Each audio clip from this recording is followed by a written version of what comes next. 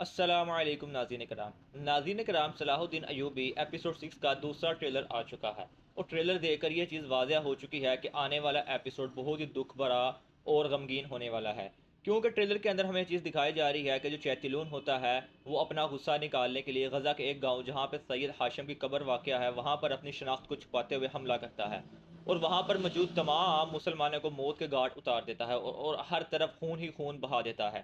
یہ بات جب عزیز آ کے صلاح الدین ایوبی کو بتاتے ہیں وہ بھی غم میں نظر آتے ہیں اور وہ دکھ ان کے چہرے پر نظر آ رہا ہوتا ہے۔ اس کے بعد وہ اپنے سپاہیوں کے ساتھ غزہ کی طرف چلے جاتے ہیں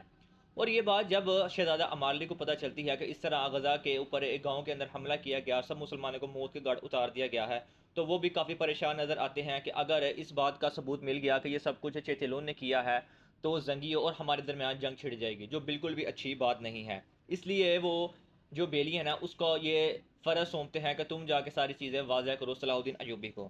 اس کے علاوہ ناظرین کرام آنے والے ایپیسوڈ کے اندر ہمیں ایک بہت ہی حیران کر دینے والی چیز نظر آئے گی جو کہ کارا تیگن کی طرف سے ہوگی۔ کارا تیگن جس کو ہم ہنستا مسکراتا ہوا دیکھتے آ رہے تھے، تو آنے والے ایپیسوڈ کے اندر ہم اس کا ایک الگ ہی روپ دیکھیں گے۔ جیسا کہ ٹریلر کے اندر دکھایا جا رہا ہے کارا تیگن بہت ہی زیادہ رو رہا ہوتا ہے اور وہ یہ بھی بات کر رہا ہوتا ہے میں ابھی تک زندہ کیوں ہوں، مجھے مر جانا چاہیے تھا، اور وہاں سے ایک آواز آتی ہے کارا تیگن تم مر نہیں سکتے، ابھی تمہیں بہت سا کام کرنا ہے۔ اور وہیں پر ہمیں ایک بچہ بھی دکھایا جاتا ہے جو بچہ بھی رو رہا ہوتا ہے، تو ہو سکتا ہے کہ آنے والے ایپیسوڈ کے اندر ہمیں کرتین کا بچپن دکھایا جائے، جو اس کا بچپن اس گاؤں سے جڑا ہوا ہو جہاں پر سید ہاشم کی قبر واقع ہے اور جہاں پر مسلمانوں کو موت کے گھاٹ اتار دیا گیا ہے، یا کچھ اور سٹوری بھی اس کی ہو سکتی ہے۔ ابھی اس کا ہم